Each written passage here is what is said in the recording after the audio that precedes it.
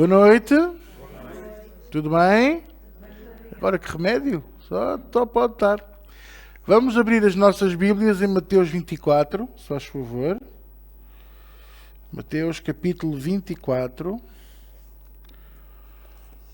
Aleluia.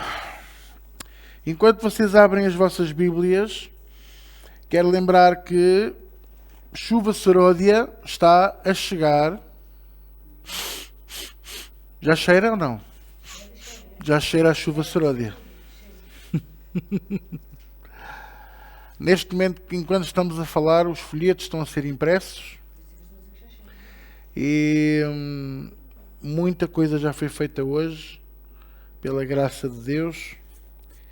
E se o Senhor me permitir, durante a semana ainda vou fazer muito mais como preparativo.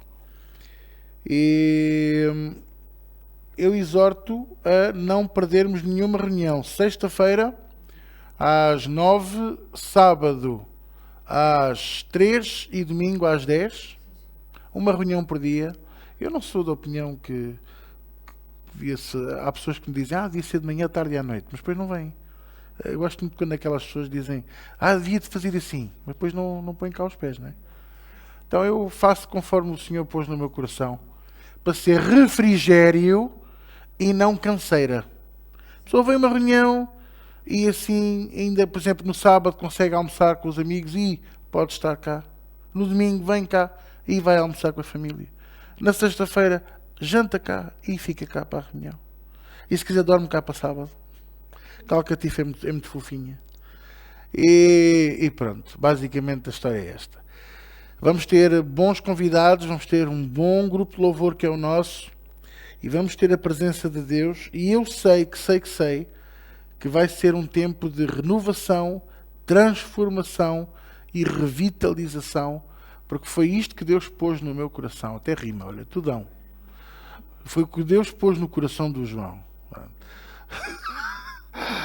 E o que é certo é que é isso que vai acontecer. Portanto, vamos abrir o nosso coração e vamos começar a preparar-nos para aquilo que Deus vai fazer nesta chuva seródia.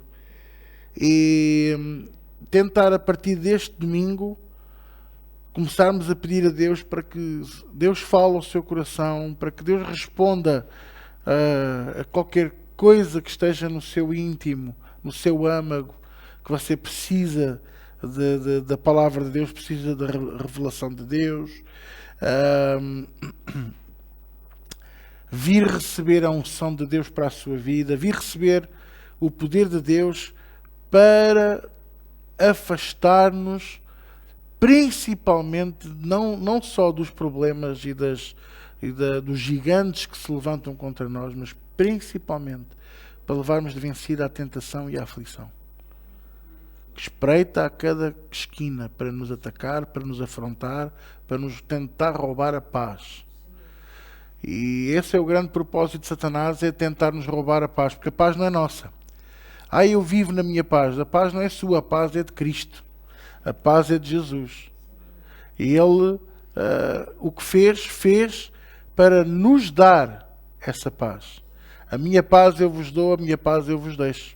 Foi isto que Ele nos deixou na sua palavra a partir do livro de João. Também em setembro, já no primeiro fim de semana de setembro, vamos retomar as nossas crianças, o nosso Ministério de Crianças, que vai ser uma bênção. Vou deslocar a nossa presbítera Helena para, juntamente com a Maria, fazerem ali um trabalho espetacular nas crianças e vai ser muito abençoador em nome de Jesus Cristo, tenho a certeza absoluta. E depois da chuva seródia vamos reativar os grupos familiares, os que estavam fechados, e vamos abrir novos, que vai ser também uma grande bênção. Ter a palavra de Deus semanalmente na casa dos irmãos, que é para nós podermos aprender mais e mais da palavra de Deus. E agora falava ali com o presbítero Zé Manel e nós estávamos a chegar a uma conclusão que é mais do que óbvia, não é? Quanto mais a gente sabe, menos a gente sabe. Porquê? Porque a sabedoria de Deus é infinita e se nós não dependermos da sabedoria de Deus, então sabe que mais não sabemos é nada. Nadica de nada. Aleluia. Mateus capítulo 24. E eu tinha prometido, não a vocês, mas a uma outra pessoa, que eu hoje falava um bocadinho sobre a diferença entre a segunda vinda de Jesus e o arrebatamento, porque são duas coisas diferentes. Duas coisas diferentes e que vão ocorrer em momentos diferentes da história. Ok? Eu gosto muito da palavra americana ou inglesa para arrebatamento. É rapture, porque significa mesmo, literalmente, rapto. É verdade. Nós vamos ser raptados deste mundo. A diferença é que o raptado geralmente pertence a esse mundo. E na hora nós não pertencemos a este mundo. Então nós vamos ser restituídos àquele a quem pertencemos. E esse arrebatamento, usa-se a expressão arrebatamento, porque a própria palavra dá um ar de ascensão, não é? Dá um ar de elevação. Somos elevados nos ares e diz que nos encontraremos nos ares com Jesus. E esta é a parte mais engraçada, é que nós vamos, mas Ele vem ter connosco a meio caminho. Para estar connosco e então nos conduzir ao lugar celestial que Ele está a preparar com o nosso Pai. Pronto. Depois deste arrebatamento e da grande tribulação que está descrita na Bíblia, e não vou só dizer que é em Apocalipse, porque está descrito também em Mateus, está descrito em Daniel, está descrito em Isaías, em Ezequiel, em Malaquias, numa quantidade de livros, não é? Livros proféticos, que falam neste tempo da tribulação. E depois desse tempo de tribulação, então Jesus virá a segunda vez.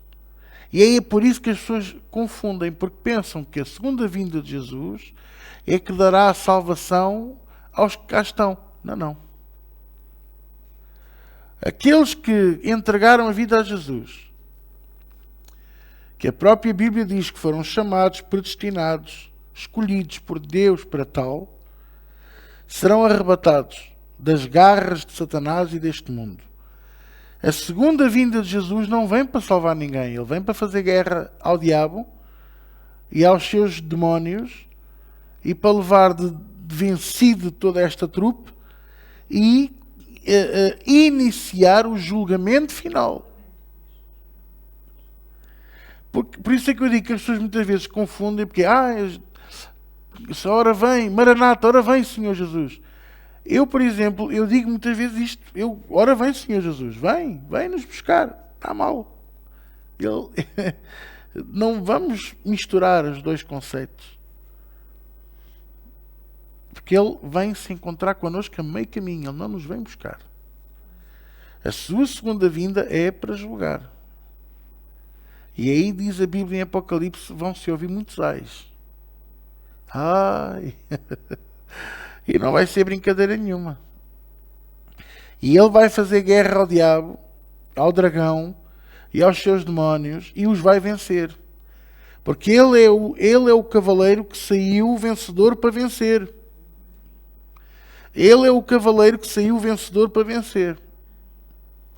E nós não nos podemos deixar enganar nisto. Ok? Então, Mateus 24 é o chamado sermão profético, o famoso sermão da montanha, em que Jesus fala do princípio das dores, fala de muita coisa, e eu vou-vos ser muito sincero. Eu, se estivesse lá com Jesus, se eu fosse um dos discípulos, eu ficava um bocadinho enervado, porque eu não gosto nada que me falem por enigmas. Há pessoas, já tive pessoas aqui na igreja que quando falavam comigo, falavam por enigmas. Sim, pastor, porque você, Deus sabe, e você também sabe. Eu sei o quê? Está a falar do quê? Eu não estou a entender nada. O Espírito Santo vai lhe revelar. Eu não sou assim tão espiritual. Eu sou muito menos espiritual do que você, porque eu não percebo patamente o que você está a dizer. Eu gosto que as pessoas sejam objetivas e que sejam frontais e diretas. Agora, começar com subterfúgios e com espiritualidades e isto e aquilo, reviram os olhos, levantam os calcanhares quando falam assim, para mim não dá. Mas Jesus precisava de falar por enigmas, não só à multidão que o ouvia, mas também aos discípulos. Porque se Jesus fosse direto, aqueles coraçõezinhos de papel ardiam. Na única vez que Jesus foi mesmo direto para eles, todos os discípulos o abandonaram, ficaram só os 12. E ele virou-se para os 12 e disse assim: e vocês? Também se vão embora? Também me vão abandonar? E Pedro, quase a agarrar nas mãos dos outros que já estavam a levantar para ir embora, disse: para onde é que nós vamos, Senhor? Só tu é que tens as palavras da vida. Para onde iremos nós? É impressionante, não é? Então Jesus sabia que não podia ser muito direto. Ele tinha que falar por parábolas, foi o que vimos da semana passada, e tinha que falar por enigmas. Para as pessoas não perceberem. Não! Era para o coração ir aceitando, ir recebendo. Por exemplo, hoje nós estamos a ser mais diretos convosco na palavra. E às vezes as pessoas, graças a Deus, que os que recebem bem. Mas quem não recebe diz que somos brutos, que somos maus, que não estamos a dizer a verdade. Porquê? Porque aquilo que lhes foi ensinado foi tão aguado que perdeu a essência. Perdeu a força. Deixa de ser o Evangelho e passa a ser uma coisa assim estranha. Não sei se vocês me estão a entender. Então, aquilo que nós vemos aqui na Palavra de Deus, em Mateus 24, diz que Jesus, estando assentado no Monte das Oliveiras, é o versículo 3, chegaram-se a ele os discípulos em particular e disseram-lhe: diz-nos quando serão estas coisas e que sinal haverá da tua vinda e do fim do mundo. Estão a ver? Eles próprios sabiam separar as duas coisas, a tua vinda e o fim do mundo. Então, mas o pastor acabou de dizer que é o arrebatamento e a vinda de Jesus. Pois é. Porque eles próprios achavam que Jesus os vinha buscar ao lugar, mas Jesus não vem. Nós vamos nos encontrar com Ele nos ares. Ele vem a meio caminho ter connosco. Às vezes as pessoas dizem assim: ponha Deus no princípio e Ele estará no fim. Queridos, temos que pôr Deus em toda a nossa vida, no princípio, no meio, no fim, nas laterais, nos atalhos, por cima e por baixo. Ponha Deus em todo lado. Caso contrário, Ele não estará no fim. Às vezes as pessoas dizem-me assim: pastor, estou-me a lembrar de uma campanha que se fez por todo o norte da África, através de um homem de Deus chamado Samuel Doutoriano, que eu gosto muito, nos anos 70. Ele fez uma campanha que eram uns folhetos que dizia assim: o que fazer para ir para o inferno? Ora, naturalmente, aquela malta recebia, porque a maior parte deles eram islâmicos, e no islamismo há o inferno também. E eles recebiam o folheto e ficavam muito assustados, porque o folheto dizia: o que fazer para ir para o inferno? E a parte de trás estava vazia. Então vinham ter com a pessoa que estava a distribuir e dizia assim: olha, dê-me outro folheto que este está estragado. Olha, faz favor. E davam. E quando iam ver, a parte de trás estava vazia. Sim, ele já fechou. Então, mas espera aí, mas aqui diz o que fazer para ir para o inferno e a parte de trás está vazia, sim. Então eu não preciso fazer nada para ir para o inferno, não, basta nascer. O que é impressionante. E andaram semanas naquilo. E depois, ao fim de 3 semanas, penso eu, começaram a distribuir o que fazer para ir para o céu. E as pessoas corriam. Corriam para as pessoas a pedir o folheto. Que era para ver se estava vazio ou sabia umas instruções. As pessoas estavam aflitas. E eu costumo dizer, quem tem medo, não é? Coisa. Então, isto para dizer o quê? Que nós fazemos o mesmo que os discípulos. Chegamos em privado, em particular, ou lemos a Bíblia ou perguntamos ao pastor, não é? O que é que vai acontecer? E às vezes as pessoas dizem assim: eu acho que isto ainda vai durar 100 anos. Outros dizem: vai durar 10 anos. Isto é já este ano. E anda aí umas igrejas evangélicas que andam com datas específicas. Porquê? Porque dizem que é por causa das luas de sangue, contaram as luas de sangue e não sei o quê, e a Bíblia fala nas luas de sangue e não sei quantas luas de sangue. Não diz nada disto. Não, eu não sei se era chouriço, por acaso não. Mas por acaso era melhor. Por exemplo, para o cozido, uma lua de sangue ocupava o cozido todo, para nem ficava a couve. É melhor ser um chouricinho de sangue. Umas morcelas. Bom, agora, o que é certo é que a palavra de Deus nos ensina muitos segredos. E Jesus é o próprio a dizer, nós podemos ver os sinais, mas não andemos a pensar só nisto. E não nos podemos ignorar nem uma coisa nem outra, nem ignorar uns, nem exagerar. Ou seja, enquanto uns dizem que contam as luzes de sangue e por isso sabem quando é que vai ser o arrebatamento, eu afirmo que está na palavra de Deus, que só o Pai sabe quando é, nem Jesus sabe quando é, e que ninguém pode afirmar que sabe. Ah, Deus falou-me. Opa, não foi Deus que te falou. Se calhar comeste umas 6 ou 7 fatias de queijo à noite. Sabe, quando se come muito queijo à noite, dá muitos sonhos. É da lactose. Por isso é que... do glúten. Por isso é que a malta, quando come muito queijo à noite, Jesus, durante a noite... Por isso eu digo sempre, quando alguém me diz assim, Deus falou-me, e depois vamos a ver, e aquilo não faz sentido com a palavra de Deus, você faça como eu, ou pelo menos como eu fazia no princípio, educadamente dizia, está bem, eu vou buscar a Deus e vou confirmar se isso é verdade. Mas eu estou-lhe a dizer, Deus falou-me. Mas Deus não falou comigo, por isso eu vou primeiro consultar ao Senhor. Você está a pôr em causa o que Deus me falou? Estou. Hoje então eu já perdi o filtro e digo mesmo, Deus não lhe falou. E o que você está a dizer é da sua cabeça, não pode ser. É as suas emoções. Tem que estar em linha. Ele não muda, eu, Senhor, não mudo. O que Ele falou, Ele mantém hoje. Deus não falou uma coisa há 5.000 anos e hoje diz assim, pá, se calhar, eis que me enganei. É melhor ser assim. Não.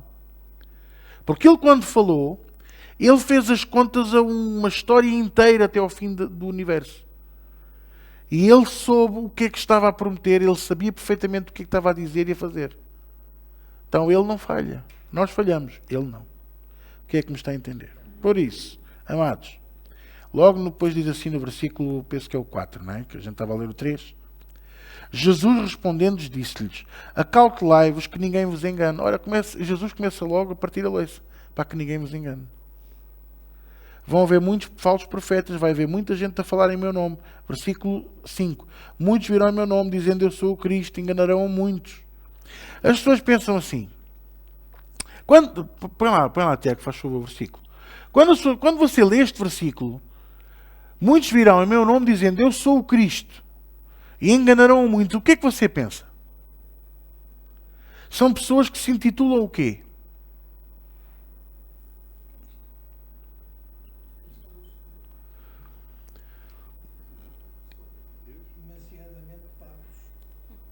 Boa, mas não é isso que eu quero dizer. Mas quando alguém diz eu sou o Cristo, e enganarão muitos, o que é que vocês subentendem sobre isto? Que essa pessoa está a dizer que é o quê? Não. É isso que eu queria chegar lá.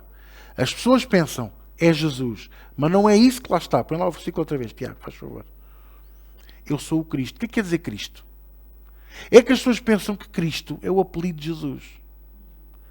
Havia aí um brasileiro que era o Henrique Cristo, que não bebia água em lado nenhum, só a água do garrafão dele, que era supostamente água destilada, purificada.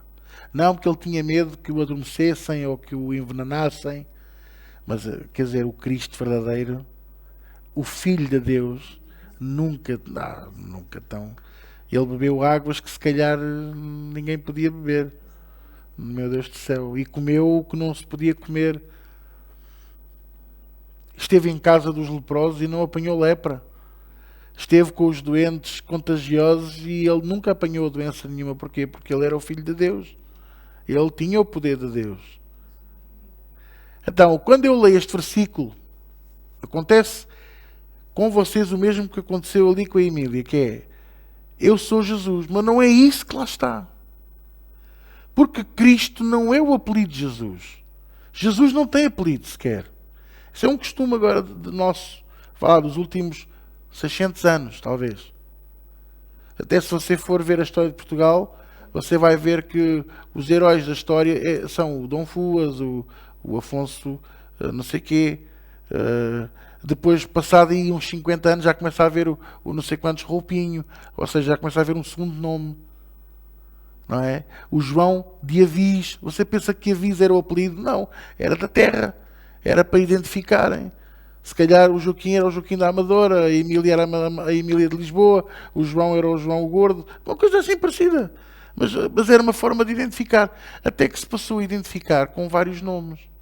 E se chegarmos ao século XVI, portanto aos 1500, Luís Vaz de Camões, já vemos aqui os nomes compostos.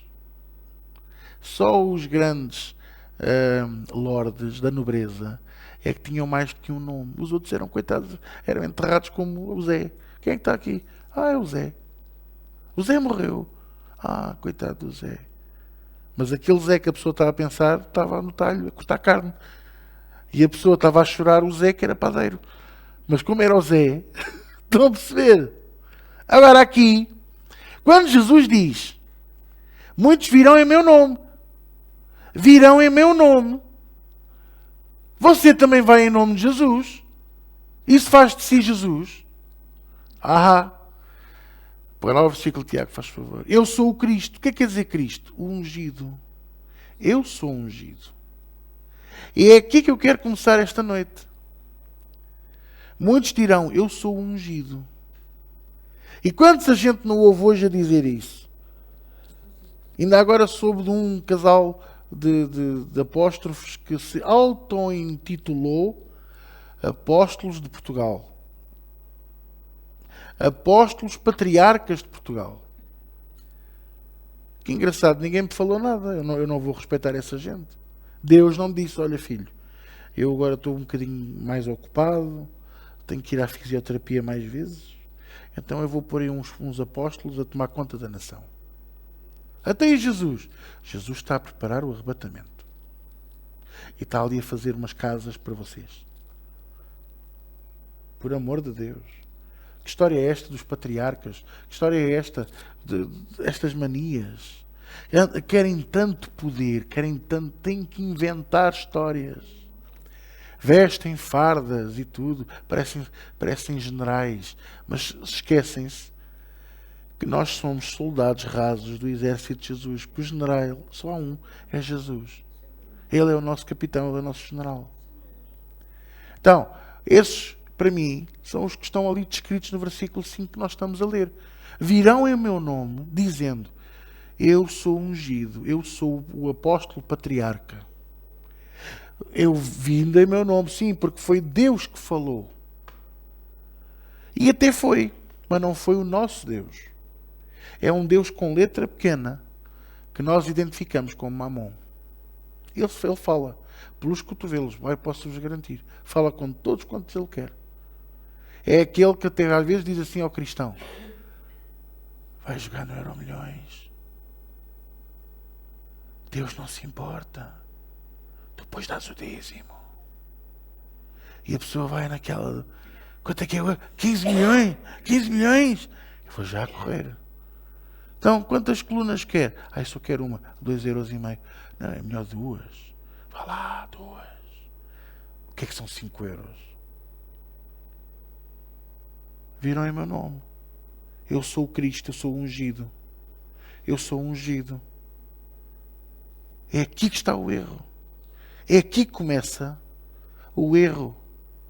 Então, Jesus começa por dizer que ninguém vos engane. Que ninguém vos engane. É o discurso que eu tenho feito para vocês. É a palavra que eu tenho ministrado, eu e o pastor Zé António, mais do que nunca. E vamos continuar a ministrar para nós não nos deixarmos enganar. Conhecer a verdade, receber a graça, receber aquilo que é gratuito de Deus. É impressionante. O que? Eu tenho coisas gratuitas de Deus? Sim! E o que é que Ele requer de mim? Ele requer apenas a minha vida, o meu coração. Isso é dar tudo. Por aquilo que deu tudo por mim. Isso não é nada. eu nunca conseguirei pagar a dívida que eu tenho com ele. Eu tenho uma mensagem que é a dívida impagável, que é exatamente isto. Então, versículo 5. Muitos virão em meu nome dizendo, eu sou ungido. E enganarão a muitos. Quem lhe bateu continência a este vestido de general, a dizer que é um apóstolo patriarca, está perdido, está enganado. Ele é tão patriarca, olha, sabe mais? Ele é patriarca da casa dele. E se os pais ainda forem vivos, ou o pai ou a mãe, ele não é nada. Que o patriarca é o pai. Põe e dispõe. E a matriarca é a mãe.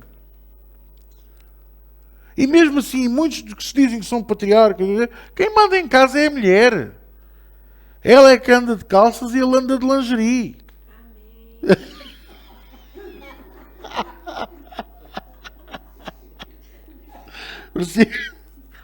Versículo 6. E ouvireis de guerras e rumores de guerras. Ora, o que é que está a acontecer precisamente agora?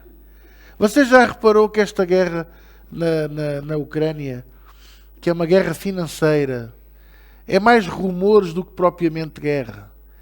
Você ainda poucas imagens de combate viu.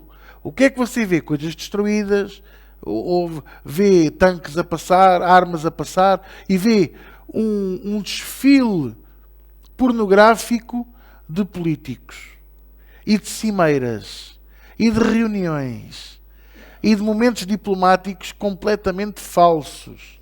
Estão-se a usar de um povo para fazer exatamente o que está na Bíblia, e aqui é que mostra o erro, o engano,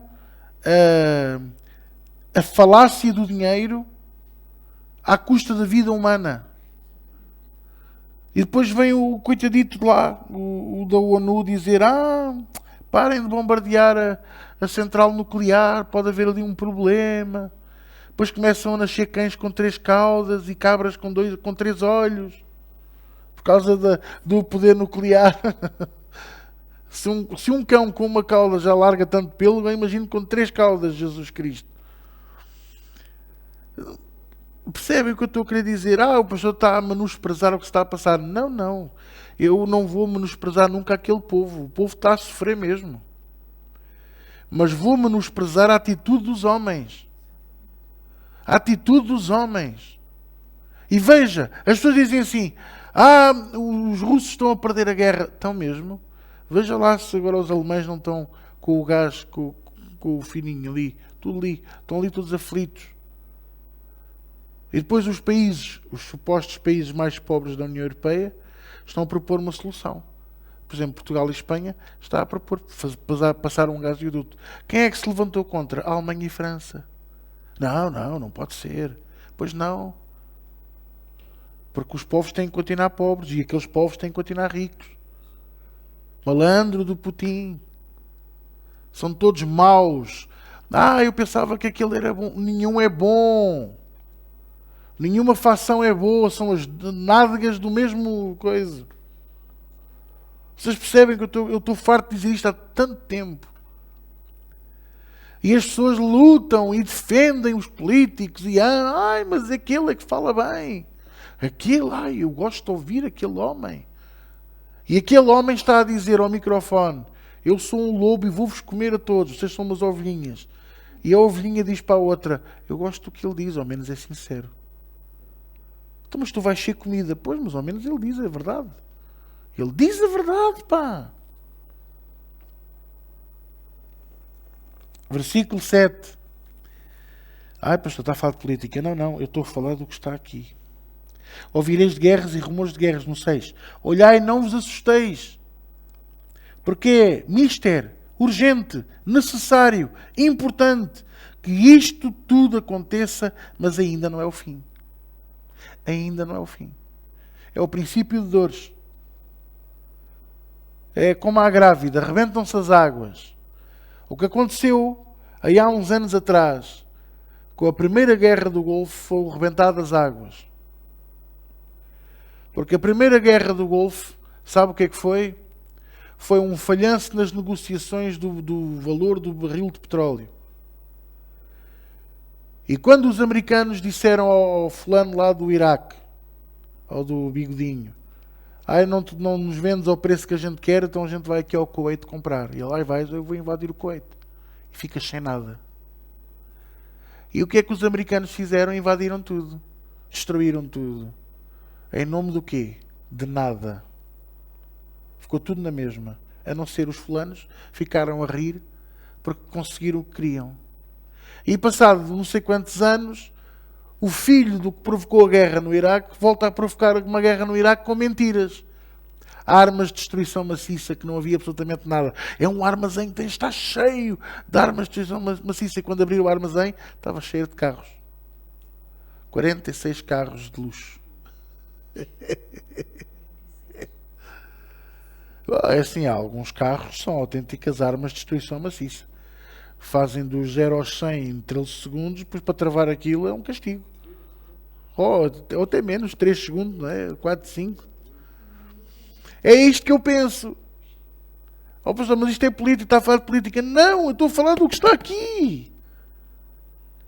Então o que é que a gente está a ter hoje? Contrações. Um bocadinho mais fortes do que aquelas que temos tido nos últimos anos. A guerra na Jugoslávia. A própria situação que dividiu a Sérvia, dividiu a Jugoslávia, criou aqueles países todos na Europa Central. Isso são o quê? Contrações. Ai, mas o povo sofreu, morreram milhares de pessoas.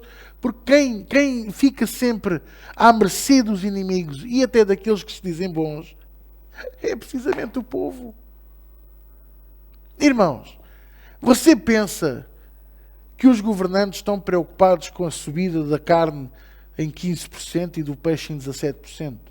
Eles vão continuar a comer do bom e do melhor, conforme querem e bem lhes apetece, e vai-lhes parar ao prato.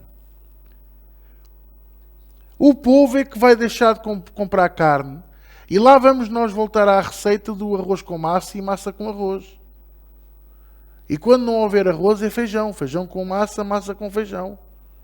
E hoje, para ser diferente, é feijão com feijão. E amanhã é arroz com arroz. Ai, as crianças já não nascem, estão a nascer e estão a ter poucas proteínas, estão a ficar enfesadas. Ah, é o governo. Não é o governo. É a maldade inteira de um mundo inteiro. Antigamente ainda era metade a enganar outra metade. Na minha geração já era 2/3 a enganar 1/3. Neste momento é um mundo inteiro a enganar-se a si mesmo. Por amor a quê? Por amor ao dinheiro. Por amor ao dinheiro. Por amor ao dinheiro. Por amor ao dinheiro. Irmãos, deixam-se as crianças a serem educadas por televisões e por tablets e por telemóveis e por desenhos animados e como é que se chama? Youtubers do YouTube que falam assim e dizem: olá, malta. E os miúdos acham um piadão a isto. E os pais não investigam o que eles estão a ouvir. E depois achamos estranho. Eu não fiquei tão triste. Aquele menino fez aquele desafio e enforcou-se, morreu. Coitadinho. Sim, coitadinha da criança. Mas aqueles pais deviam ser presos. Mas não. Ai, pastor, hoje está muito duro. Pastor, o que é que eu não é de estar duro? Nós estamos a viver num mundo mau. Ai, a culpa é de Deus. Porquê é que Deus não mata a fome em África? Porque o homem é mau. O continente africano é o continente mais rico em todo o planeta. Eu estou farto de vos dizer isto. Vocês podem acreditar ou não. Para mim é indiferente. A Somália e a Etiópia, que são os países mais pobres à face da Terra, são dos países que têm maior riqueza debaixo dos pés. Não precisam de escavar muito para ter pedras preciosas. Não precisam de perfurar muito, muito fundo para ter grandes reservas de gás natural.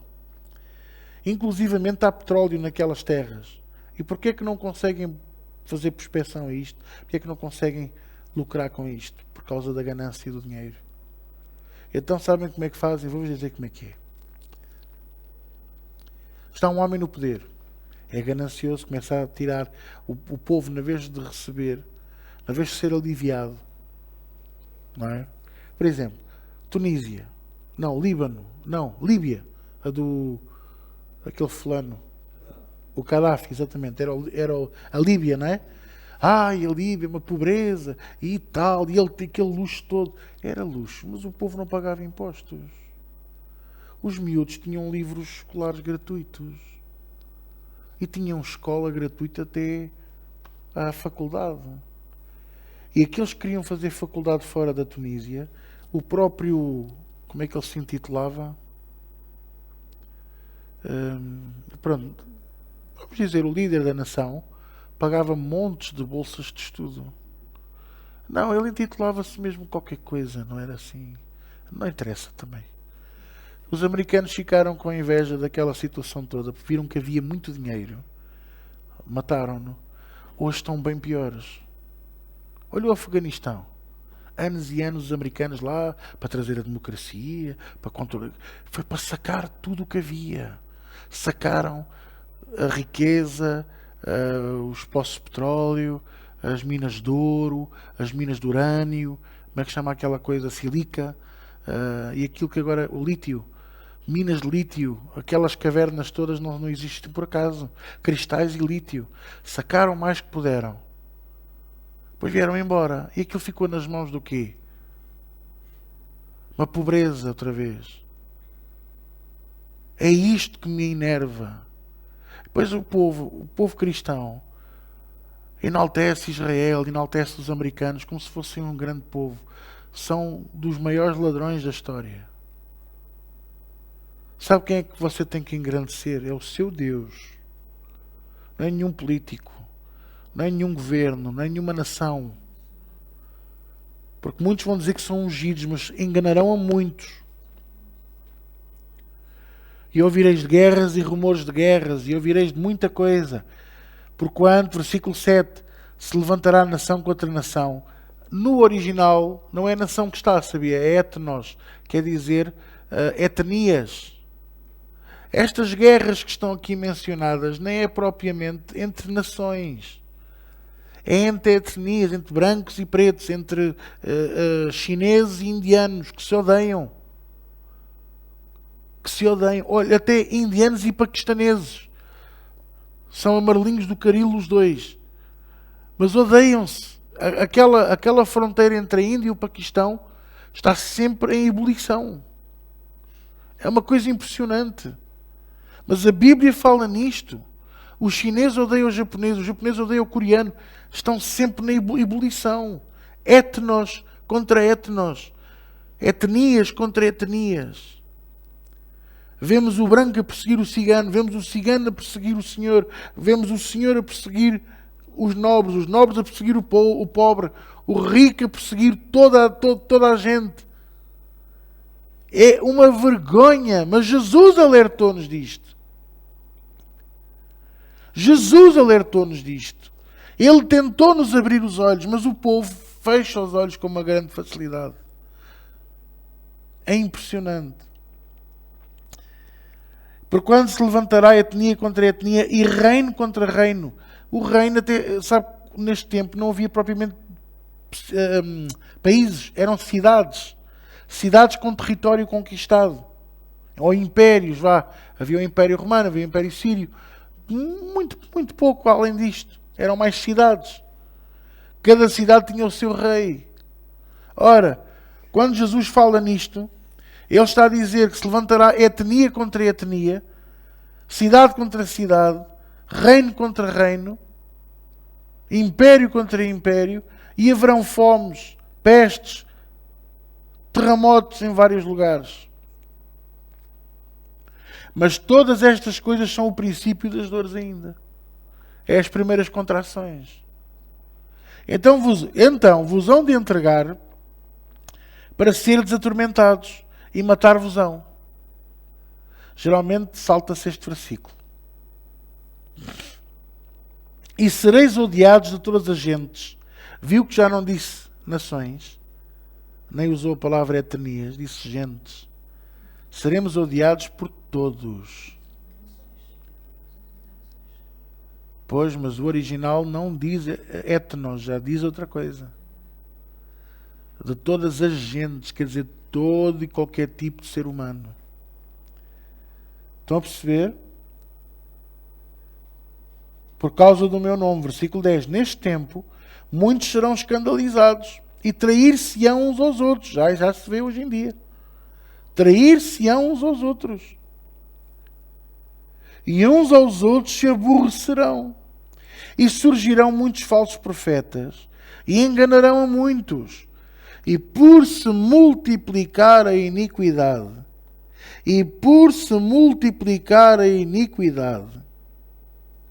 o amor de quase todos, ou o amor de muitos, esfriará. Agora, as pessoas dizem assim, a iniquidade própria. Sim, mas não só. A iniquidade dos outros. Porque, irmãos, eu com o meu mal, eu posso. Às vezes eu não posso, é com o mal dos outros. Principalmente quando o mal dos outros vem sobre mim. Vem sobre a minha vida. Vem sobre a minha casa, vem sobre a minha família. Vocês sabiam que há pessoas que fazem bruxaria com a Bíblia? Pois. Bruxaria com a Bíblia, pastor? Sim, agarram na Bíblia e fazem orações contrárias contra pessoas de quem não gostam, contra pastores, contra igrejas, contra ministérios. Pela graça de Deus, quando uma igreja é verdadeira, Deus vem e protege. Mas às vezes passamos por as aflições. Podemos passar por elas, mas é passar, não ficamos dentro da aflição. Passamos. Eu às vezes também passo pelas brasas, e você? É como a lavagem automática dos carros. O carro não fica lá dentro a ser lavado, ele vai passando, vai andando. E depois, quando termina, a gente segue. Com o carro a pingar, mas a gente segue. Não é verdade? A gente passa pelas aflições e pelas tentações. Mas a gente passa, mas depois seguimos em frente. E o Senhor, é a promessa dele, e o Senhor nos livra de algumas. Nos livra de todas. Por se multiplicar a iniquidade. É o que já está a acontecer. Ainda esta semana a nossa presbítera Aida mandou-me um vídeo que encontrou de um pastor que estava a ser içado para o telhado e as pessoas estavam a acreditar que ele estava mesmo a ser arrebatado. Com as mãos estendidas para ele, a chorarem, a clamar, e ele com a corda bem visível ao peito e a ser içado por um buraco no teto.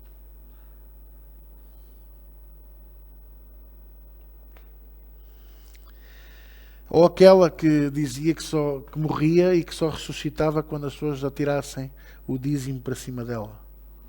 Esse vídeo também está bem público.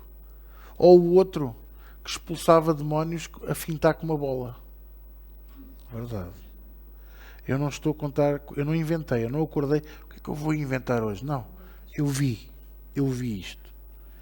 Então eram pessoas que estavam na reunião e ele dizia quem é que está aqui que tem problemas, dizia um problema específico, a pessoa vinha à frente, ele pegava na bola e ele dizia assim, ele dizia mesmo, estes demónios não me conseguem tirar a bola.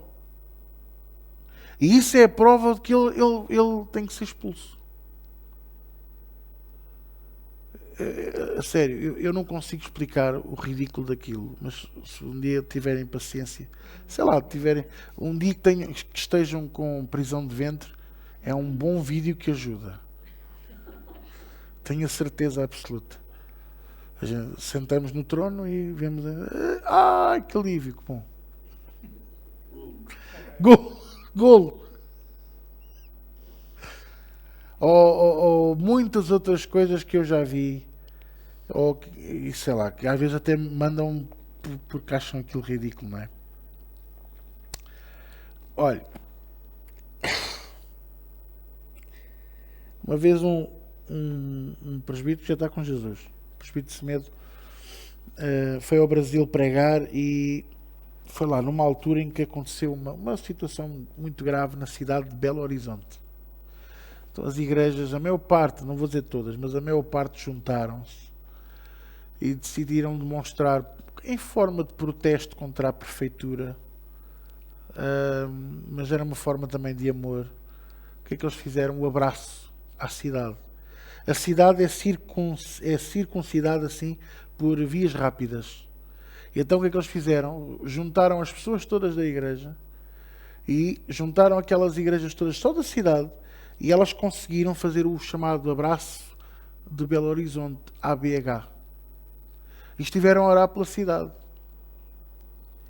E depois decidiram, depois de fazer aquilo, metiam-se nos autocarros, iam para as suas igrejas e faziam um culto de Santa Ceia para abençoar a cidade. Os outros que não se juntaram àquilo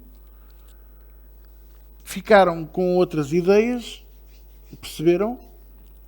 E então toca de fazer uma coisa muito parecida, um chamado abraço que não conseguiram completar, mas a Santa Ceia era tomada no lugar, com o tal abraço, de mãos dadas.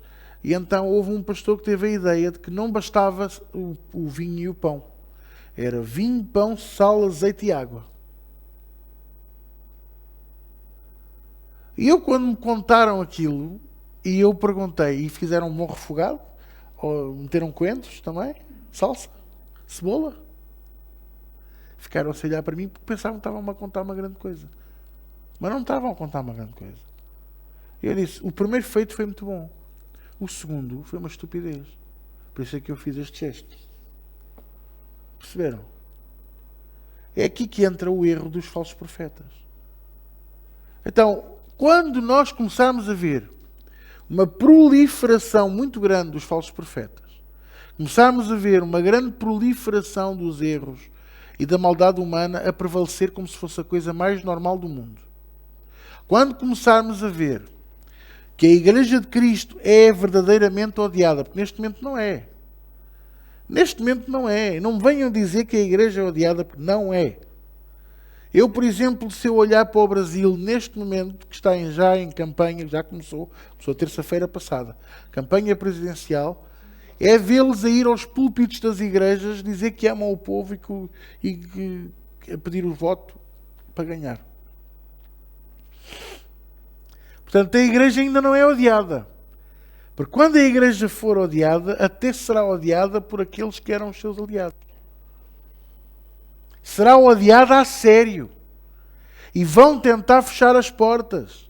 E vão tentar impedir. E vão perseguir o crente. Portanto, por agora, nós estamos numa era de muita paz com relação à igreja. A grande guerra que existe entre o mundo, ou entre os outros e a igreja, neste momento, são as críticas dos exageros. Dos que roubam, dos que enganam, dos que fazem maus testemunhos. Mas até os bons vão ser perseguidos nessa altura. E ninguém se iluda. Porque aqueles que não forem perseguidos já deram a mão ao anticristo e já têm a marca da besta na testa ou na palma da mão. É essa a grande diferença. Agora você diz-me assim, então e quando é que será o arrebatamento? Eu, como já disse ao pastor Zé António nas nossas conversas, eu não sou pré-tribulacionista. Ou seja, eu não acredito que o arrebatamento acontecerá antes da tribulação. Há pastores que dizem, mas o arrebatamento será antes da tribulação, porque o Senhor não nos deixará passar por essas coisas. Mas não é isso que diz aqui. Não é isso que Jesus nos diz. Mas também não sou pós. Porque se formos pós, ou seja, pós-tribulacionistas, ao ponto de que o arrebatamento será só depois da tribulação, então, na vez de subirem todos os escolhidos, a maior parte dos escolhidos vão ser mortos, vão ser perseguidos, estão a perceber, portanto, não, eu acredito que é meio. A Bíblia diz algo do estilo, haverá 7 anos de paz.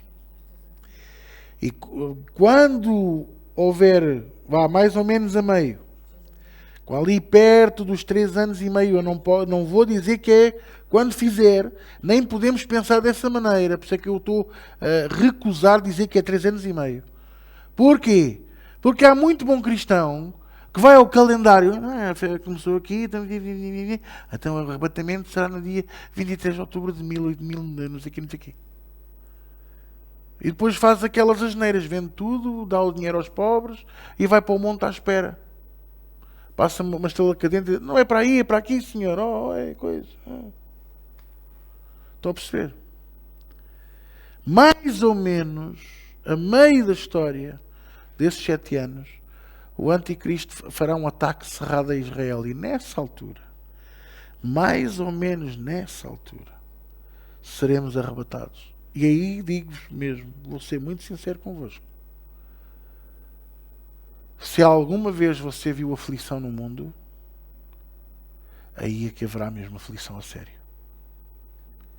Olha, pensa um bocadinho comigo.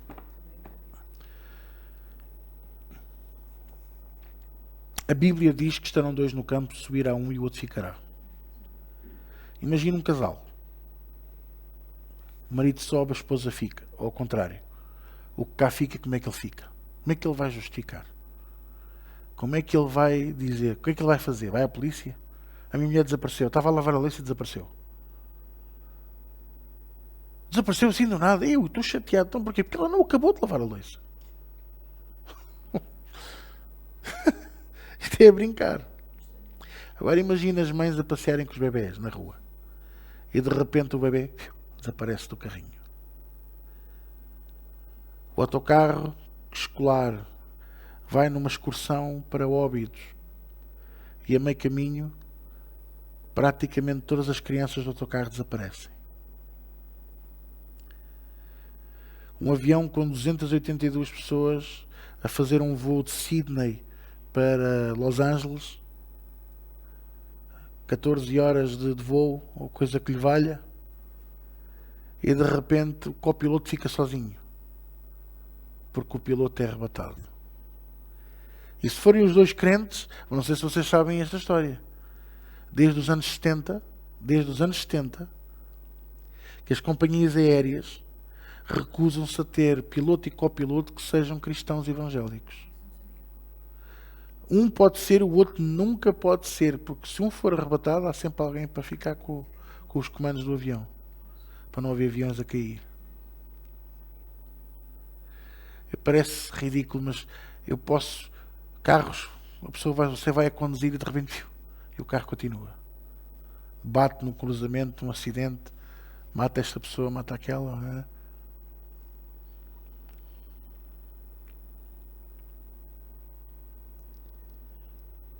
Como é que o anticristo vai justificar isto?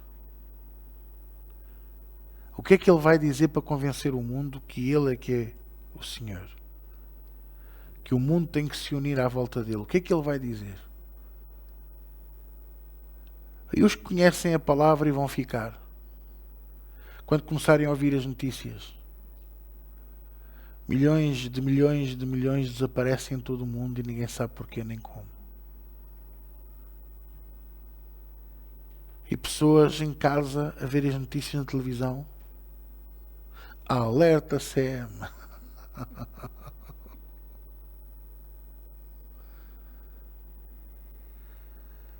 E a pensarem, eles foram arrebatados e eu não. E os distraídos que não ouvem notícias, não veem nada, chegam ao domingo, chegam ali à porta e a porta está fechada. 10h05 e o pastor não chegou. Então, o António não veio abrir a porta. Já pensou nisso? Eu dizia a alguém esta semana, nós não podemos querer ir para o céu com medo do inferno. Eu quero ir para o céu porque eu quero viver eternamente com o meu Deus. Eu quero viver eternamente com Ele. Eu não é por ter medo de ir para o inferno. Eu não quero ir para o inferno. Havia um colega meu que me dizia assim, eu já decidi, eu quero ir para o inferno. Eu dizia aquilo para me provocar. Eu quero ir para o inferno, que lá é que está a malta fixe. Malta fixe, sim, está lá a malta fixe. Lá há de haver concertos de rock para a eternidade. Há mulheres, há drogas, dinheiro, há tudo. E se eu lhe disser assim que não há nada a não ser sofrimento atroz?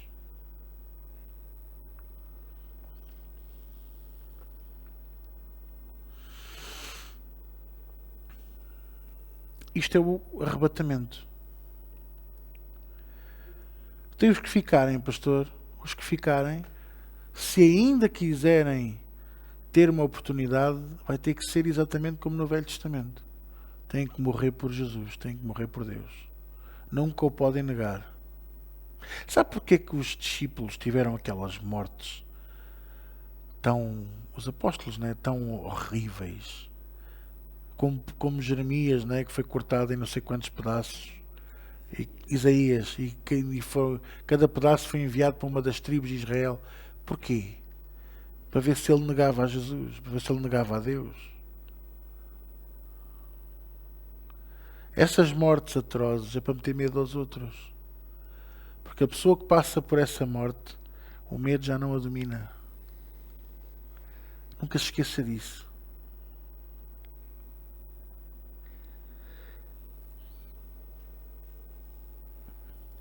O arrebatamento vai ser uma coisa terrível. E aí sim, como diz a Bíblia, já houve um ai e agora veio o segundo ai. Porque as mães vão levantar a sua voz em sofrimento pelas crianças. Deus leva as crianças até ao fim da idade de inocência. Elas não têm culpa das coisas. Famílias inteiras são arrebatadas e outras só metade, e outras só um terço, e há outras ainda que só um. E outras que vêm à igreja até, inclusivamente, se calhar nenhum vai ser arrebatado. E o sofrimento desses vai ser ainda maior. E muitos vão se irar contra Deus. Ainda antes do julgamento vão lhe dizer: então não fiz eu tudo por ti? Não fiz, não fui, não visitei, não viajei, não fui pregar, não aturei aquilo tudo por ti e não me levas? Isto é o arrebatamento. Vem o resto do tempo da grande tribulação, em que o anticristo vai reinar em terror e horror nesta terra. E muitos, na vez de verem que ele era o servo de Satanás, não, ainda vão adorá-lo e prostrar-se a ele. E então sim haverá batalha nos céus, batalha a sério, guerra a sério. E quando essa batalha acontecer, Jesus virá com os seus milhares e milhões de anjos. Primeiro para derrotar Satanás e então para trazer o fim. E essa é que é a segunda vinda de Jesus. Ele virá para julgar. Primeiro veio para trazer a palavra e por último virá para julgar. E aí vai ser terrível também outra vez. Porque sabem uma coisa? As pessoas hoje vão ao tribunal e cometem perjúrio por dar cá aquela palha. Jura dizer a verdade, só a verdade e nada mais que a verdade? Eu juro. Mas tem a outra mão a fazer uma cruz, a fazer uma figa. Não é? Atrás das costas.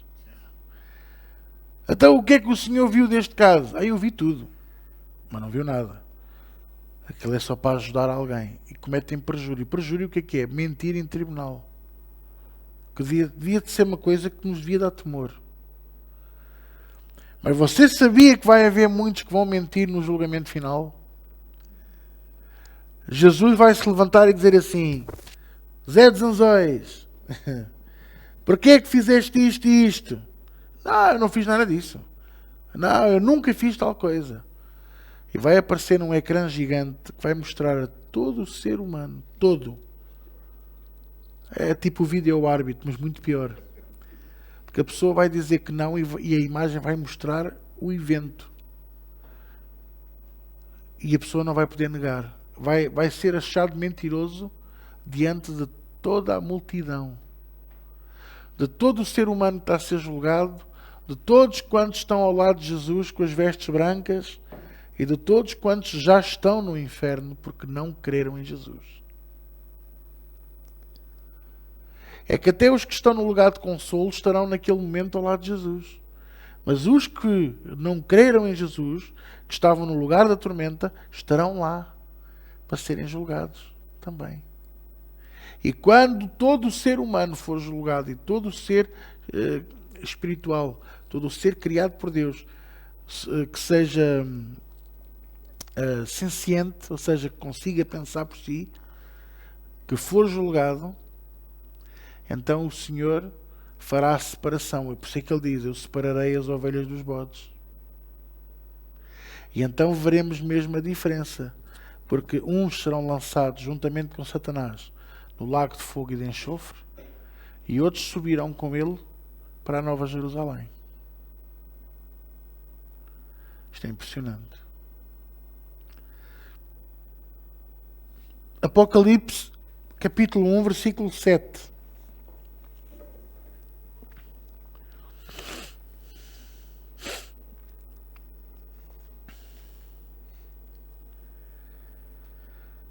A segunda vinda de Jesus será real, pessoal e visível a todos.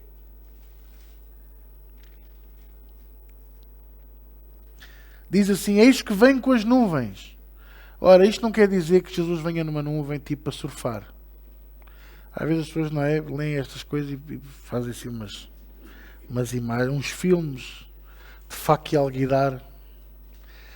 Vir com as nuvens quer dizer que ele descerá a olho nu, toda a gente o verá. Ninguém poderá dizer, eu não vi Jesus. Não, toda a gente o verá.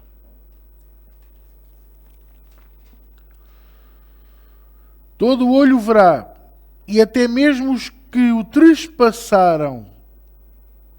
Veja só. Às vezes as pessoas perguntam-me assim, será que os soldados que fizeram aquilo estarão no céu? Até porque, pastor, Jesus disse, Pai, perdoa-lhes que eles não sabem o que fazem. E Pai, perdoa. Mas será que eles se arrependeram? Sem arrependimento não há perdão. Até mesmo os que o trespassaram. E todas as tribos da terra, que engraçado a expressão, tribos da terra, não usou nações. Porque aqui já não são as etnias, aqui já são os países todos.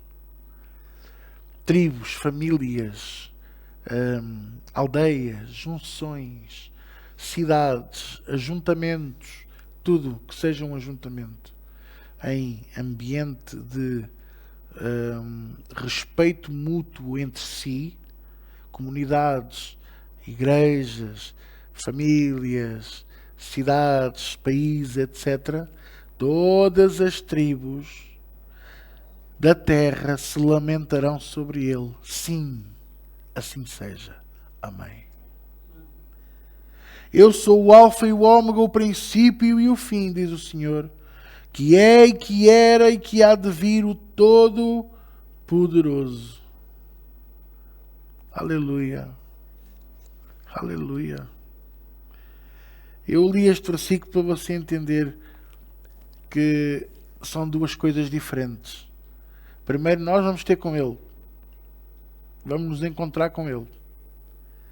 Para recebermos as vestes novas. E o nosso corpo mortificado passará a ser um corpo glorificado. É instantâneo, porque para Deus nada é impossível e Deus não tem problema nenhum em fazer isso. Mas eu se calhar quando vou ver o arrebatamento eu vou ter 90 anos e quando chegar lá em cima tenho 33.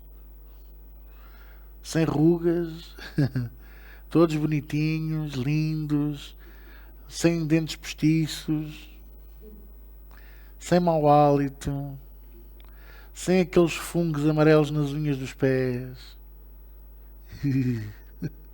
Vocês percebem o que eu estou a falar? E aquela variz que eu tenho, sem varizes. Aleluia. Mas eu já não tenho vesícula. Vai ter uma nova quando chegar lá.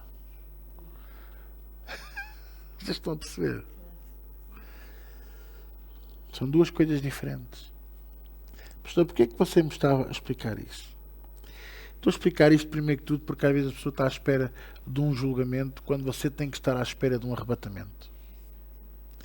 Segundo, porque ninguém sabe quando é e não vale a pena dizer que é daqui a 100 anos, que é daqui a 50, que é daqui a 25, daqui a 10. Meus amores, pode ser esta noite. Ao Senhor cabe-se fazer o que o Pai mandar e nós só temos é que dizer sim e amém. Senhor, não me leves agora, que eu quero ver se o Sporting é campeão este ano. Não, vocês estão-se a rir, mas há um apóstrofe em Portugal que disse aí há uns anos atrás que estava a pedir ao Senhor para não subir no arrebatamento, porque alguém tinha que cá ficar para pastorear os que ficavam cá em baixo. E as pessoas bateram palmas e disseram amém, aleluia, porque não percebem patavina disto. Ele só está a dizer às pessoas: eu já sei que não vou subir, é só para vocês não acharem estranho. Eu vendi a minha alma a Mamon e eu prefiro o dinheiro que eu tenho hoje e os aviões, e agora comprei um iate, que é tudo para pregar o Evangelho. Finalmente o padre António Vieira deve estar bem feliz. Finalmente alguém vai pregar aos pés, como eu preguei. E agora é num iate de 32 metros. Não podia ser mais pequeno, porque senão não dava para pôr os sapatos desse apóstolo. O pastor está sempre a dizer mal dessa gente. Não é dizer mal, são factos. São as verdades que doem. Só dói a quem está enganado. Conta-se uma história muito engraçada. Ora, isto passou-se nos anos 60 e o jogador de futebol maior era o Eusébio, não é? O que é que se há de fazer? Ali daquele clube, ali para o pé de Carnide, não sei se vocês ali coisa. Ao pé fica ali ao pé da Feira da Luz, ali coisa. E então havia um menino. Havia uma escola que ia ter uma visita do Eusébio. E a professora ficou muito contente, porque aquilo era uma coisa boa para os alunos. E há uma aluna que disse assim: senhora professora, eu tenho 9 gatinhos. Se calhar eu podia trazer para mostrar ao Eusébio. Ai, que bom, que giro. Traz os gatinhos. Então, ela, no dia a seguir, o Eusébio estava a chegar à escola e a menina lá veio com a caixinha, com a mãe a ajudá-la, né? Com os 9 gatinhos. Nhau, nhau, nhau, pequeninos, acabadinhos de nascer. E diz assim a professora: então, já tem os olhinhos abertos? Só 2 é que têm os olhinhos abertos. É só 2. Bom, quando o Eusébio chegou, ela quis mostrar os gatinhos e ele achou muita piada aos gatinhos. E ele virou-se para ela e disse-lhe assim: até algum destes gatinhos é do Benfica? E ela disse assim: há bocadinho, dos 9 eram 7, mas agora só são 4. E a professora: então como é que é isso? É que há bocadinho só 2 é que tinham aberto os olhos, agora já houve 5 que abriram. É exatamente a mesma coisa com relação a esta gente.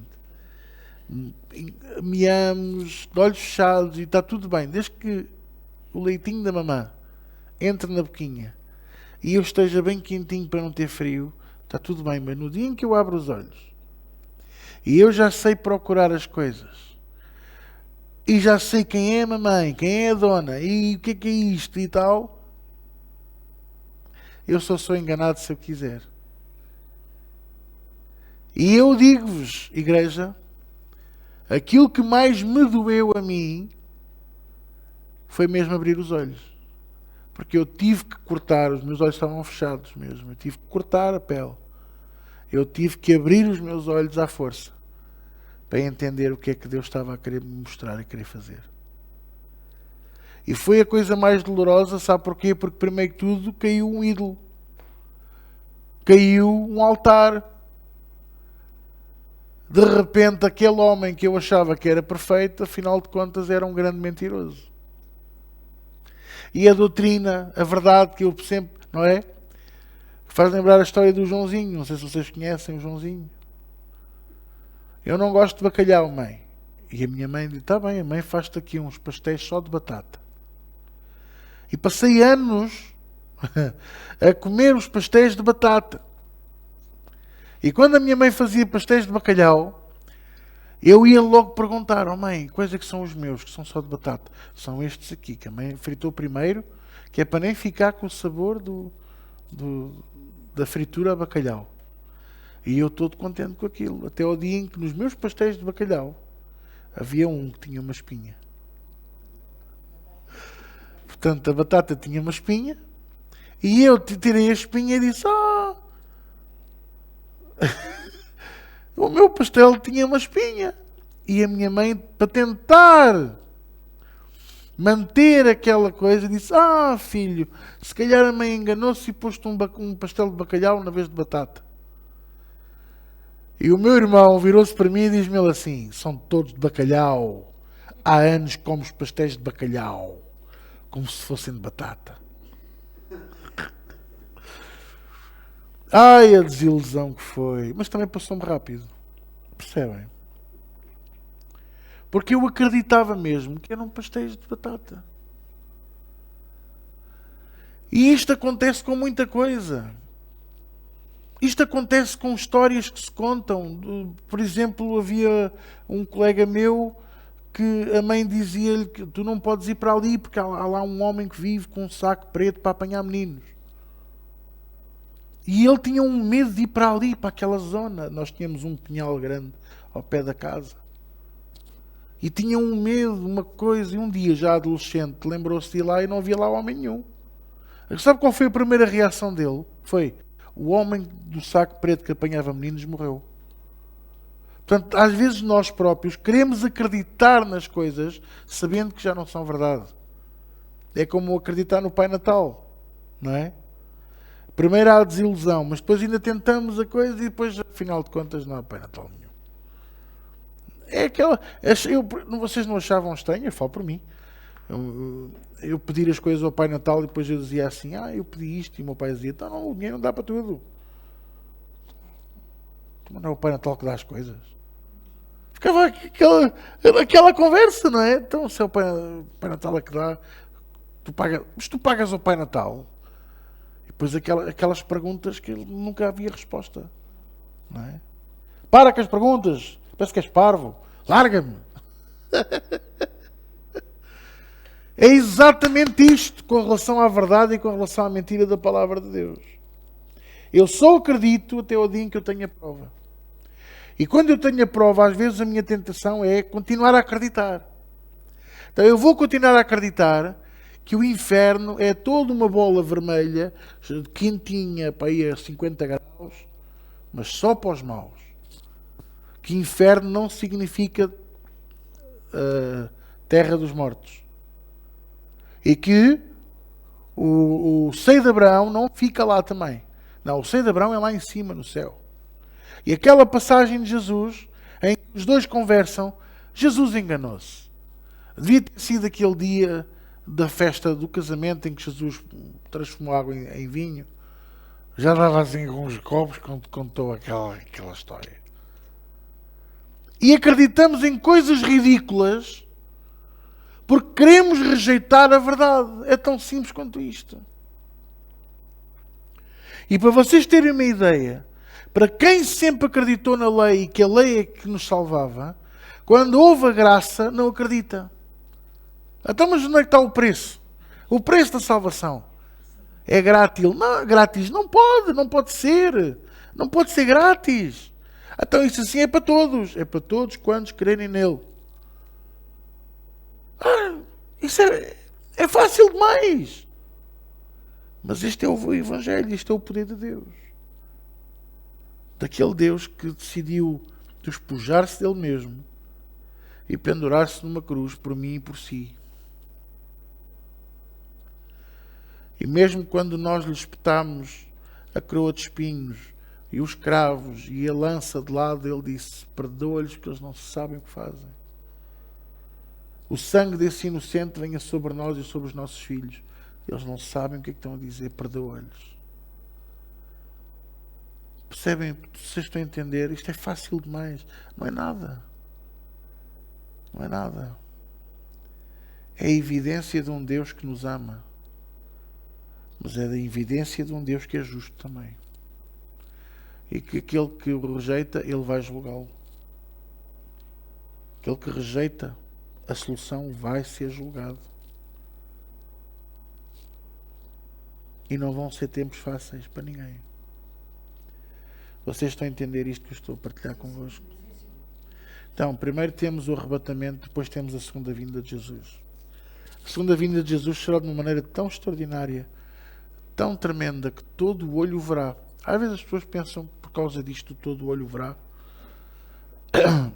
Fazem ali um filme. Ele vem numa nave espacial que ocupa a Terra toda. Não. Não é.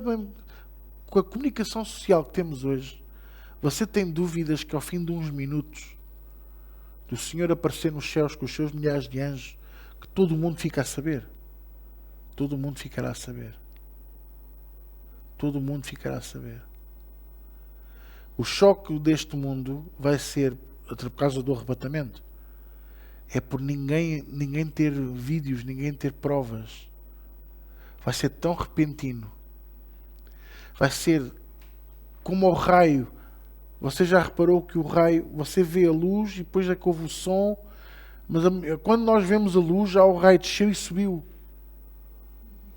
Nem damos conta. Quanto mais o som. A Bíblia diz que ele virá como o ladrão de noite. É a coisa mais impressionante. Para mim é a melhor descrição do mundo. Ninguém o ouve, ninguém o vê, ninguém sabe nada e quando vamos a ver já lá não está. Prende a bicicleta. João, põe o cadeado na bicicleta. Não ponho. Há semanas que não ponho, que nunca aconteceu nada. Ninguém vê, está aqui ao pé dos arbustos, ninguém vê. Dentro do quintal. Quem é que vem ao quintal? Ninguém ouviu nada, ninguém viu nada e também nunca mais vi a bicicleta. Foi precisamente nessa noite. Precisamente nessa noite. E depois sabe qual foi o sentimento? Foi, logo hoje que eu pensei em pôr o cadeado, não pus, vieram roubar a bicicleta. Logo hoje que eu tinha dito que ia orar e não fui orar, que houve o arrebatamento. Logo este fim de semana que eu tinha decidido ir à igreja e ele faz o arrebatamento a uma quinta à noite. Mas quem é que faz um arrebatamento em noite de Liga Europa?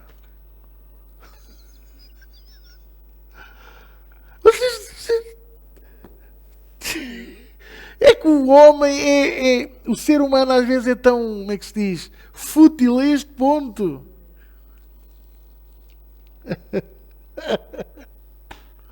Então, meus amores, vamos lá fazer aqui um resumo rápido, um resumo resumido. Primeiro vem o arrebatamento, depois então a segunda vinda de Jesus. O propósito do arrebatamento é retirar os escolhidos, os salvos, os predestinados, aqueles que ele decidiu para ele. Tirá-los de onde? Deste mundo. Porque aquilo que vem a seguir é horroroso, tenebroso. E depois, não sabemos quanto tempo depois, isso só Deus sabe, então virá o quê? A segunda vinda de Jesus. E ele não vem para salvar, ele não vem para resgatar, ele vem para julgar. Para derrotar o diabo e para o julgar. Para derrotar o diabo e para o julgar. Então qual é o meu conselho para vocês hoje? Não se deixem enganar. Não deixe que nada nem ninguém vos roube a vossa salvação, a vossa comunhão com Deus, a verdade da palavra de Deus que está no vosso coração. Porque eu digo-vos uma coisa, o espírito de engano, o espírito de cegueira espiritual e de mentiras estão cada vez mais fortes no coração das pessoas. Quando nós damos conta, às vezes pensamos, não, aquela pessoa está bem, está salva, está protegida pela palavra. Quando damos conta, a pessoa está completamente enganada, tem uma máscara posta à frente. Iludida. Digo-vos, esse é um dos grandes sintomas do engano do diabo, que é ilusão. Ilusão. E porquê que o diabo nos tenta iludir? Porque ele sabe o nosso coração. Ele sabe que o nosso coração é enganoso. Ele tentou e conseguiu iludir a Eva, e por sua vez a Eva iludiu a Adão. E a seguir iludiu a quem? A Caim. A matar o próprio irmão por raiva. A Bíblia não diz porque é que Deus não aceitou a oferta de Caim. Muitos dizem, porque o Senhor queria oferta de sangue. Lá está a mania de que Deus é sanguinário. E ele levou legumes. Mas a Bíblia não diz isso. A Bíblia não diz o que é que Caim levou. Diz o que Adão levou. Que era um cordeirinho, branquinho, sem mácula, de 1 ano, não sei o quê. Mas não diz qual era a oferta de Caim.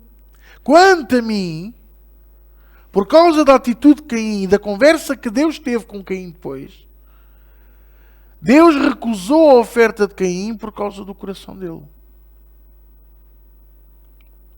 E é aqui que muito cristão falha. Vocês ouvem, já me têm ouvido falar de finanças aqui na igreja, ou eu, ou o pastor Chaves, ou o pastor Zé António.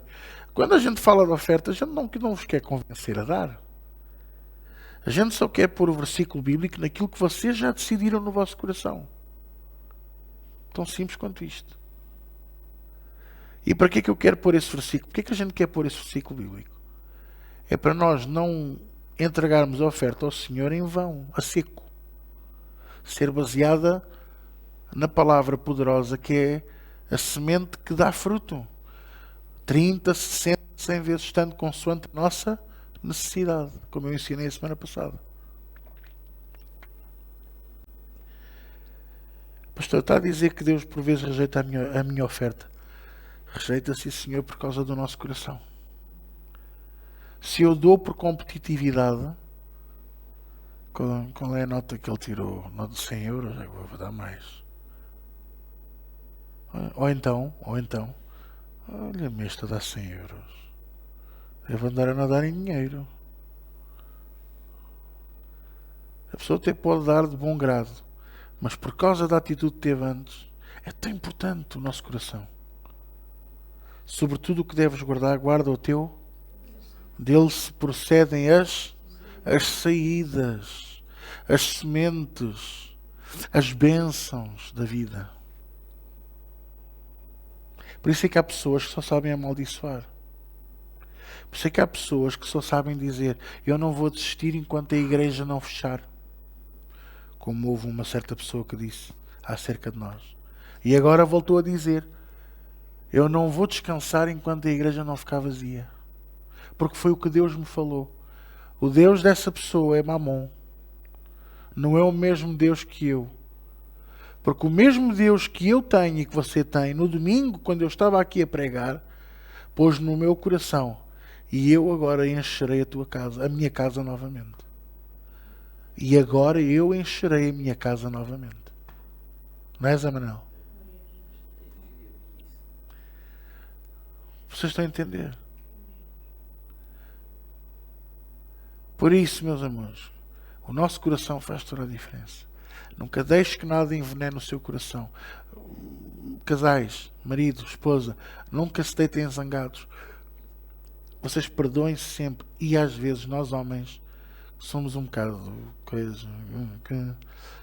Sabe, um bom conselho que eu vos dou aos homens é: às vezes vai ter com a sua esposa e peça perdão.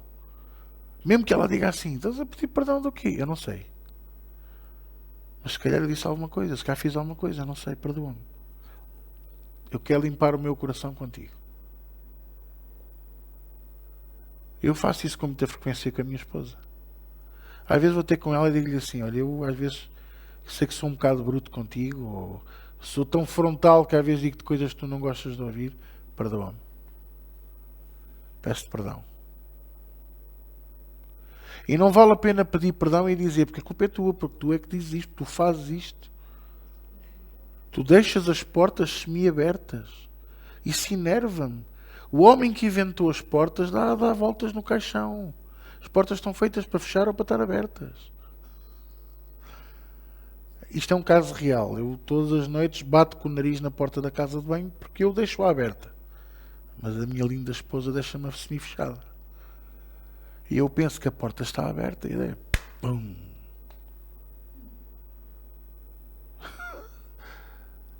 Às vezes digo-lhe assim: eu vou-te impor as mãos e os pés.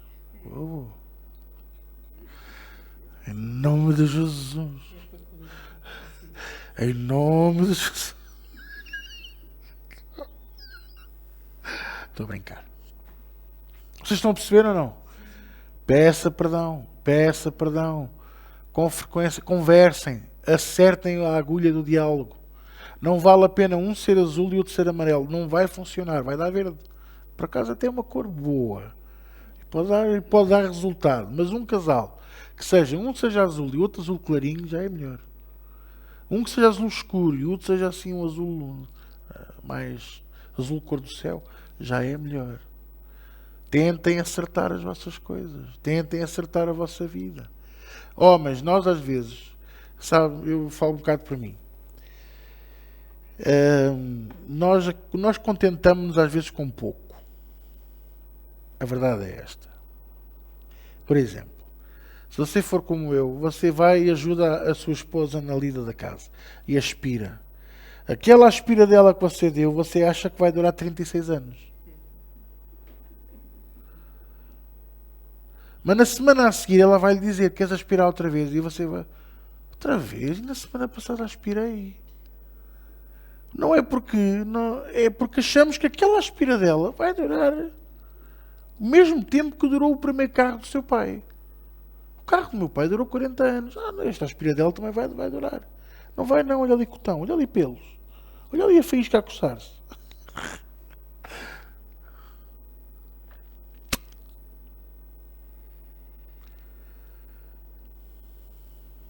Acertem-se. Acertem as agulhas. Uma engrenagem não funciona assim. A engrenagem funciona assim. A gente tem que se adaptar. O marido adapta-se à esposa e a esposa ao marido. Há bocadinho estava a brincar aqui com o Joaquim, não é? Que ainda há boas mulheres que nos dizem para ir cortar o cabelo, como a minha, como a Carla, como outros que a gente conhece. Sabem porque que elas fazem isso? Porque elas gostam de nós. Porque elas querem nos ver bonitos. Querem nos ver arranjados. Eu, quando comecei a namorar com a minha mulher, ela disse-me assim, e ao fim de uns meses de namoro, disse: olha, queres ir vamos ao shopping? Está bem, bora, vamos. Eu estava de folga, era uma segunda-feira, na altura estava a tempo inteiro na igreja, e eu disse: está bem, olha, vamos ao Cascais Shopping, porque eu morava em Cascais na altura, no Estoril, aliás. Então eu vou-me vestir e tal, vou-me arranjar, e eu pus os meus lindos ténis, os meus calções, e uma camisa.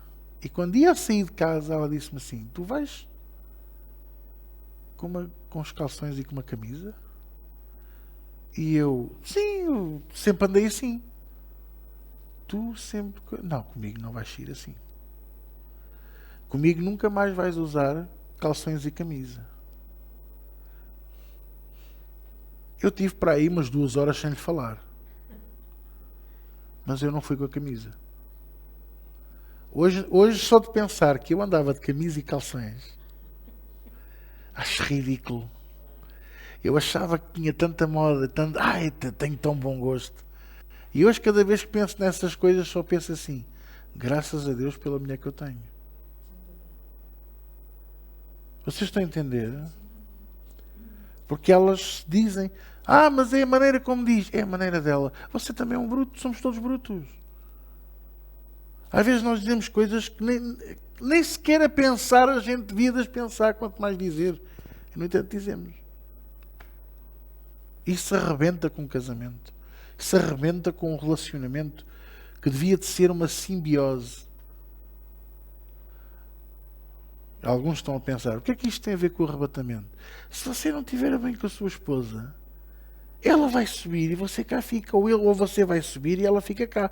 E é isso que você quer. Passarem a eternidade a mandar cartas do inferno para o céu, que não existe. Não há CTT que lhes valha lá.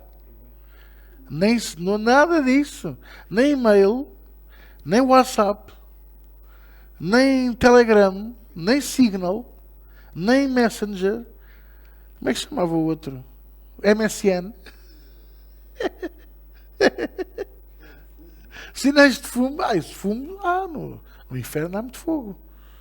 Labaredas de baixo. Não há WhatsApp lá também, nada. É SMS. A mel não chega lá. Vocês estão a entender?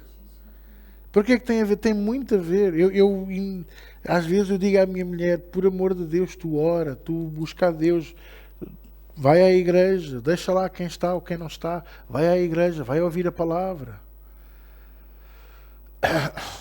Eu não quero passar a eternidade com Deus, mas sem ti. Eu quero passar a eternidade com Deus e contigo. É isso que eu quero. Então acerte. Acerte o seu relógio, acerte a sua língua, o seu coração.